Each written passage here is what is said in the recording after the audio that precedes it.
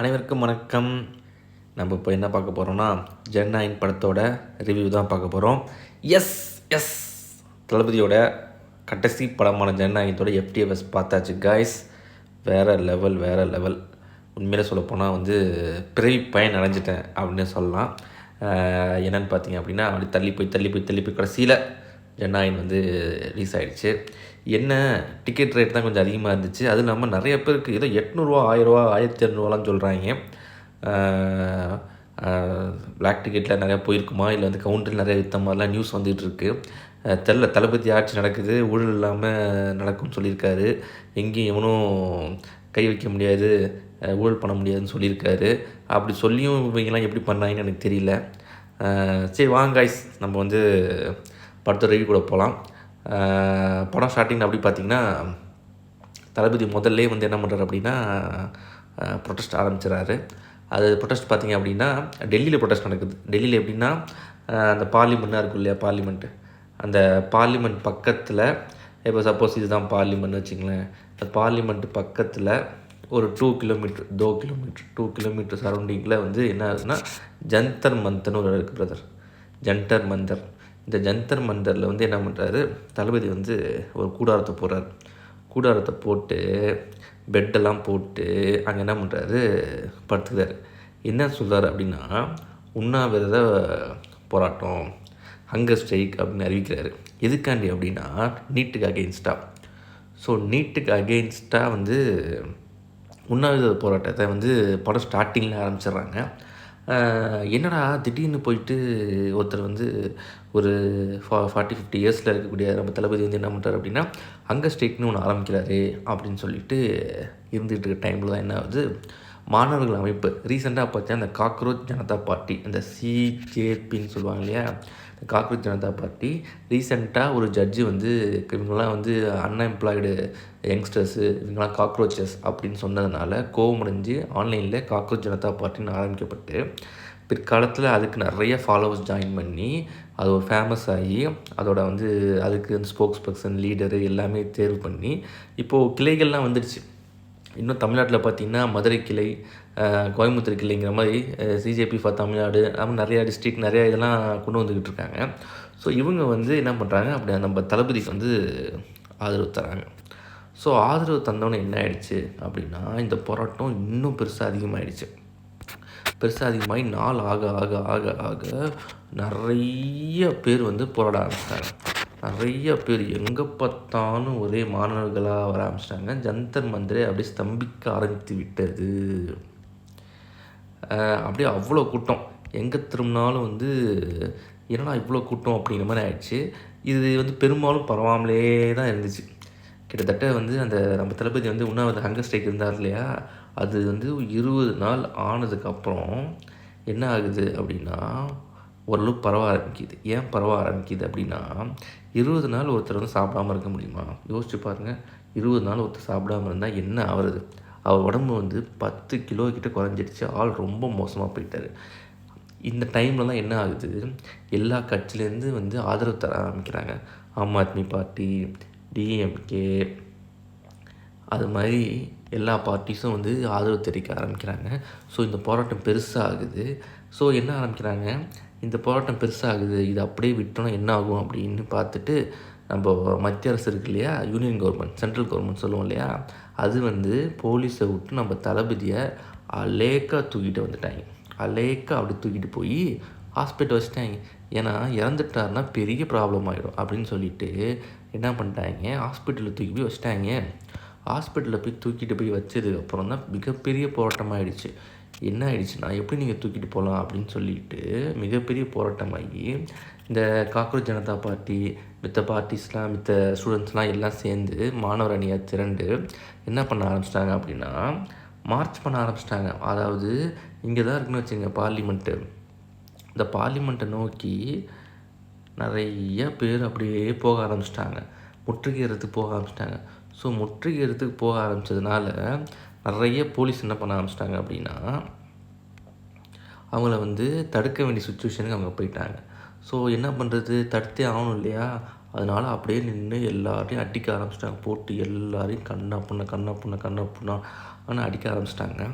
அடிக்க ஆரம்பித்ததுனால பல பேர் ஹாஸ்பிட்டலில் போய் அட்மிட் ஆகிற நிலைமைக்கு போயிட்டாங்க. ஸோ வந்து இது இன்னும் போராட்டம் தீவிரமடைய ஆரம்பிச்சிருச்சு.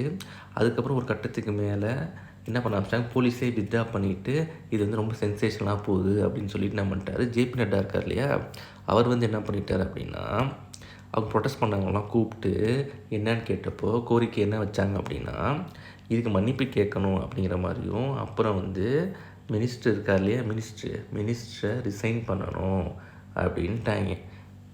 இந்த கோரிக்கைலாம் கொடுத்துட்டு ஜேபி நட்டா வந்து என்ன சொல்லியிருக்காரு அப்படின்னா, நான் வந்து டிசைட் பண்ணிட்டு தான் சொல்ல முடியும், இப்போ உடனே என்னால் எதுவும் சொல்ல முடியாது அப்படின்னு சொல்லியிருக்காரு. ஸோ வந்ததுக்கப்புறம் மாணவர்கள் முன்னாடி மறுபடியும் போராட்டம் ஆரம்பிச்சிட்டாங்க. மாணவர்கள் போராட்டத்தோட கோரிக்கை வந்து மன்னிப்பு கேட்கணும், இது அக்கௌண்டபிலிட்டி எடுத்துக்கணும், அப்புறம் வந்து ரிசைன் பண்ணணும், அதுக்கப்புறம் வந்து ஃபேர் நீட்டு ஒழுங்காக நீட் நடத்தணும் அப்படிங்கிற மாதிரி மாணவர்கள் போராட்டம் பண்ணிட்டுருக்காங்க.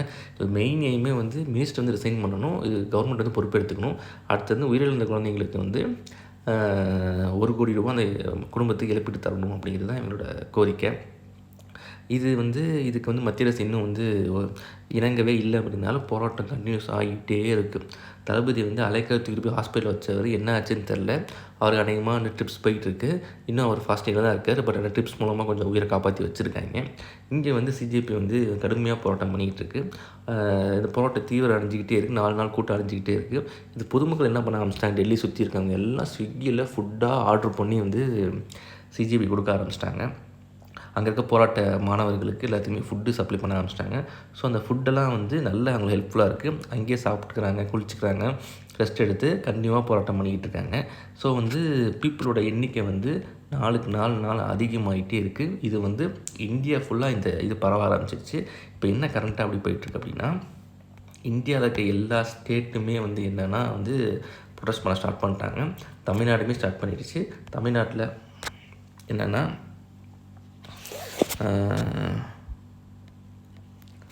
தமிழ்நாடுமே ஸ்டார்ட் பண்ணிடுச்சு. தமிழ்நாட்டில் என்னென்னா எல்லா டிஸ்ட்ரிக் மதுரை, சென்னை மற்ற இடங்களில் வந்து ஸ்டார்ட் பண்ண ஆரம்பிச்சிட்டாங்க. ஒரு சில இடங்களில் வந்து போராட்டம் நடத்துகிறவங்கள போலீஸ் வந்து ஆள் வச்சு தூக்கிட்டு இருக்காங்க அப்படிங்கிற மாதிரி நியூஸ் வந்துகிட்ருக்கு. அதை எதிர்த்துமே இங்கே வந்து கண்டனம் தெரிவிச்சிட்டு இருக்காங்க. ஸோ வந்து போலீஸ் வந்து இவங்கெல்லாம் வந்து அலைக்கா தூக்கிட்டு போயிட்டு போராட்டம் பண்ண விடாமல் தமிழ்நாட்டில் பண்ணிக்கிட்டு இருக்கதான் வந்து நியூஸ் சேனல் நம்ம பரவலாக பார்த்துட்ருக்கோம். அதை கண்டிச்சும் இது வந்து சிஎம் விஜய் சார் வந்து குரல் கொடுக்கணும், சிஎம் விஜய் சார் இதை அலோவ் பண்ணக்கூடாது, சிஎம் விஜய் சார் வந்து இது அகேன்ஸ்டாக தானே இருக்கார், ஏன் வந்து இப்படி வந்து போலீஸை வச்சு இது மாதிரி டார்கெட் பண்ணணும் அப்படின்ட்டு எல்லா மாணவர்களும் கேள்வி கேட்டுக்கிட்டு இருக்காங்க. எல்லா இடங்களையும் போராட்டம் நடந்துக்கிட்டு இருக்குது. இது வந்து இன்னொரு சைடு பார்த்திங்கன்னா வலைதளங்களில் ஃபுல்லாக என்ன நடக்குது அப்படின்னா, வந்து நார்த் இந்தியாவில் இவ்வளோ போராடுறாங்க, ஆனால் நம்ம சவுத் இந்தியாவில் ஒன்றுமே போராட்டம் இல்லை, அந்தளவுக்கு வீரியமாக இல்லை, இது தமிழ்நாடா அப்படிங்கிற மாதிரி வந்து எல்லாருக்கும் கேள்வி வந்துக்கிட்டு இருக்குது. எல்லோரும் டிசப்பாயின்மெண்ட்டாக தான் இருக்காங்க. என்ன காரணம் அப்படின்னா, நம்ம வந்து ஜல்லிக்கட்டு, ஹிந்தி எதிர்ப்பு போராட்டம் அப்படிலாம் பண்ண ஆட்கள் நம்ம வந்து இப்போ வந்து நம்மளை விட வந்து நம்ம வந்து வடக்கனை வந்து தற்கொலைன்னு சொல்லிட்டு இருந்தோம், ஆனால் இப்போ நம்மளே தற்கொலை ஆகிட்டோம். வடக்கனில் பார்த்திங்க அப்படின்னா அவங்க வந்து போராட்டம் பண்ணுறாங்க, ஆனால் நம்ம வந்து ஒன்றுமே பண்ணாமல் வேடிக்கை பார்த்துக்கிட்டு இருக்கோம், அந்த எல்லாமே நம்ம ஆயிடுச்சு அப்படின்னும் ஒரு சில பேர் என்ன சொல்கிறாங்க அப்படின்னா, தாவேக்கா ஆட்சிக்கு வந்ததுக்கப்புறம் யாருமே வந்து போராட்ட விட மாட்டேங்கிறாங்க அப்படின்னும், இன்னொரு பக்கம் ஜனநாயகன் படத்துக்கு ரிலீஸுக்கு எல்லோரும் மும்முரமாக இருக்காங்களே ஒழிய உண்மையான ஜனநாயகத்தை காப்பாற்றுற அந்த ப்ரொட்டஸ்ட்டுக்கு வந்து யாருமே தோள் கொடுக்கல, சப்போர்ட் பண்ணலை. ஸோ வந்து நீட்டு பேன் பண்ணுறது நம்ம எய்மாக இருக்கணும். அட்லீஸ்ட் அது நம்ம எய்மாக இருந்தாலும் இப்போது போராடிட்டு இருக்க டெல்லியில் இருக்க போராட்டக்காரர்களுக்கு நம்ம சப்போர்ட் பண்ணணும். அது பண்ணாமல் ஜனநாயகன் படத்துக்கு டிக்கெட் வாங்குறதுக்கும் அதை நம்ம போய் பார்க்குறதுலேயும் தான் நம்ம கவனம் இருக்குது அப்படிங்கிற மாதிரி எல்லா சைடும் வந்து கவலைகள் தெரிவிச்சுக்கிட்டு இருக்காங்க. அது மட்டும் ஆன்லைனில் வந்து போஸ்ட்டாக போட்டுக்கிட்டு இருக்காங்க. இது வந்து கவர்மெண்ட் பார்க்கணும், கவர்மெண்ட் சப்போர்ட் பண்ணணும். தமிழ்நாடு கவர்மெண்ட் வந்து இதை வந்து சப்போர்ட் பண்ணி இதை ஆர்கனைஸ்டு ஒரு ப்ரொட்டஸ்ட்டாக கொண்டு போய் மத்திய அரசுக்கு எதிர்ப்பு தெரிவிக்கணுங்கிறது எல்லாரோடைய கோரிக்கையாக இருக்குது. ஆனால் வந்து தாவேக்கா கவர்மெண்ட் வந்து அது மாதிரி பண்ணுறதில்லன்னு எல்லோரும் வருத்தமாக இருக்காங்க, கவலைப்படுறாங்க. நாங்கள் ஓட்டு போட்டு எங்கள் அண்ணன் வந்து நீட்டுக்கு எகென்ஸ்டாக பேசுவான்னு பார்த்தா அவர் பேச மாட்டேங்கிறாரு, ப்ரொட்டஸ்ட் கூட பண்ண விட மாட்டேங்கிறாரு, எல்லா போலீஸும் வந்து குண்டுகட்டாக தூக்கிட்டு போயிடுறாங்க அப்படின்னு எல்லா போராட்டக்காரர்களும் கொந்தளிச்சிக்கிட்டு இருக்காங்க. இது ஒரு சைடு பார்த்திங்கன்னா நம்ம தளபதி அவர்கள் ஹாஸ்பிட்டல் அட்மிட் ஆனவங்க வந்து பார்த்திங்கன்னா இன்னும் என்ன நிலைமையில் இருக்காருன்னு தெரில. அவர் வந்து போராட்டத்தை கைவிடணும் அப்படின்னு சொல்லிட்டு என்னென்னா சிஜேபி இருக்கு இல்லையா பார்ட்டி, அவங்க வந்து என்ன பண்ணியிருக்காங்க, கோரிக்கை விட்டுருக்காங்க. நீங்கள் வந்து உண்ணாவிரத போராட்டத்தை கைவிடுங்க, உண்ணாவிரதத்தை விட்டுட்டு நீங்கள் சாப்பிட ஆரம்பிங்க, ஃபாஸ்டிங்கை வந்து நிப்பாட்டுங்க அப்படின்னு சொல்லியிருக்காங்க சிஜேபி. அப்புறம் நீங்கள் ஆரம்பித்த போராட்டம் இப்போ நல்ல விதமாக போயிட்டுருக்கு, நாங்கள் அதை எடுத்துகிட்டு போகிறோம், நல்ல விதமாக போய் வெற்றியை கண்டுவோம் அப்படின்னு சொல்லி சிஜேபி வந்து சொல்லியிருக்கு. ஸோ எல்லா போராட்டக்காரர்களும் எல்லா மாணவர்களும் திரண்டு வந்து டெல்லியில் போராடிட்டு இருக்காங்க. அது மட்டும் இல்லாமல் ஆல் ஸ்டேட்ஸ், எல்லா ஸ்டேட்ஸுமே இதில் இறங்கிட்டாங்க. கேரளா வந்து மும்முரமாக இறங்கிடுச்சு. கேரளா மற்ற ஸ்டேட்லாம் கொஞ்சம் கொஞ்சமாக அப்படியே பேச ஆரம்பிச்சிட்டாங்க. எல்லா நடிகர்கள் எல்லாருமே வந்து ஸ்டேட்டஸ் போட ஆரம்பிச்சிட்டாங்க. ஒரு ஹெல்த்தியான ஒரு இதாக போயிட்டுருக்கு. இதோட எண்டு எங்கே போய் முடிய போகுதுன்னு தெரில. பட் ஆனால் அந்த மினிஸ்டர் வந்து ஹெல்த் மினிஸ்டர் இருக்கார் இல்லையா, எஜுகேஷன் மினிஸ்டர் இருக்கார் இல்லையா, அவர் ரிசைன் பண்ணுற வரைக்கும் நம்ம வந்து இந்த போராட்டத்தை விடக்கூடாதுங்கிறது தான் இவங்க பார்ட்டியோட சிஜேபியோடைய மெயின் அஜெண்டாவாக இருக்குது. ஸோ வந்து இவங்க கோரிக்கை நிறைவேற்றினா மட்டும்தான் இந்த போராட்டம் கைவிடப்படும். இல்லைனா இந்த போராட்டம் இன்னும் வீடியோ அடைஞ்சிக்கிட்டே போகும். இன்ட்டு 10x 1000x வரைக்கும் இது போய்கிட்டே தான் இருக்க போகுது. அப்படி இப்போ எவ்வளோ தூரம் போகுது அவ்வளோக்கு எவ்வளோ வந்து கவர்மெண்ட்டுக்கு ஆபத்து. ஸோ இதை முடிச்சு வைக்க தான் கவர்மெண்ட் பார்க்கணும். எவ்வளோ சீக்கிரம் இதை கோரிக்கை நிறைவேற்றாலும் அவ்வளோ சீக்கிரம் இந்த போராட்டம் நிற்கப்படும். இது நம்மளோட கோரிக்கையை தாண்டி இது பேன் நீட் அப்படிங்கிறது தான் வந்து முழுமையான கோரிக்கையாக இருக்கும். இந்த நீட்டே வந்து தூக்கணும். நீட்டை தூக்கிட்டு மாநிலத்துக்கு உரிமை கொடுத்து அவங்க அந்த எக்ஸாம் நடத்திக்கிற மாதிரி ஏற்கனவே இந்த மாதிரி கொடுத்தா மட்டும்தான் வந்து இந்த மாதிரி குளறுபடிகள் எதுவும் இல்லாமல் இருக்கும். ஸோ வந்து இது ஆரம்பம் தான். இந்த ஆரம்பம் சக்ஸஸ்ஃபுல் ஆக ஆக இதுக்கப்புறம் நம்ம வந்து நீட்டை வந்து அடியோடு தூக்கிறதுக்கான எல்லா வேலையும் வந்து எல்லா போராட்டக்காரர்களும் முன்னெடுக்கணும். எல்லோரும் போராட்டக்காரர்கள் சப்போர்ட் பண்ணுங்கள். சப்போர்ட் பண்ணி அவங்கள ஆதரவு தெரிவித்து நம்மளால் முடிஞ்ச ஆதரவு தெரிவிக்கலாம். ஒரு போஸ்ட்டாவோ ஒரு வீடியோவோ இல்லை வந்து ஷேர் பண்ணுறது மூலமாகவோ ஏதோ நம்மளால் என்ன முடியுதோ பண்ணலாம். கிட்ட இருக்கிற இடங்களில் போய் போராட்டத்துக்கு போய் ஒத்துழைப்பு தரலாம். இது மாதிரி நம்மளால் முடிஞ்சதை பண்ணலாம். மாணவர் சப்போர்ட் பண்ணி இந்த நீட்டை எப்படியா தூக்கிறதுக்கான வழியை பண்ணி நம்ம நாளை தலைமுறையை வந்து நம்ம நல்லபடியாக கொண்டு போகிறதுக்கு என்ன வழியோ நம்ம அதை பண்ணலாம். அப்புறம் வந்து நம்ம ரியல் ஜனநாயகன் இருக்கார் இல்லையா, ஹாஸ்பிட்டல் இருக்கார் இல்லையா, அவர் வந்து கண்டிப்பாக வந்து நல்லா வந்து ஒன்றும் மோசம் அடையாமல் நல்லா தேறி நம்மள்ட்ட பழைய மாதிரி வரணும். அந்த ஜனநாயகன் எப்போ வராரு அப்படின்னு நம்மளுக்கு தெரியாது. படத்தில் இப்போ தான் ஃபஸ்ட் ஹாஃப் முடிஞ்சிருக்கு. செகண்ட் ஹாஃப் வந்து இனிமேல் தான் தெரிய வரும். செகண்ட் ஹாஃப் எப்படி கவர்மெண்ட் ரியாக்ட் பண்ணுது, எப்படி போகுதுங்கிற பொறுத்து தான் வந்து ஜனநாயகன் என்ன பண்ண போகிறான்னு நம்மளுக்கு தெரில. ஸோ கிளைமேக்ஸ் வந்து ரொம்ப வந்து கிரிப்பிங்காக இருக்க போகுது. ஸோ வந்து செகண்ட் பார்ட்டில் அந்த என்ன ட்விஸ்ட்லாம் வரப்போகுது, எப்படி வந்து ஜனநாயகன் வந்து நாட்டு மக்களை காப்பாற்றினாருங்கிறத வந்து நம்ம பொறுத்திருந்து தான் பார்க்கணும்.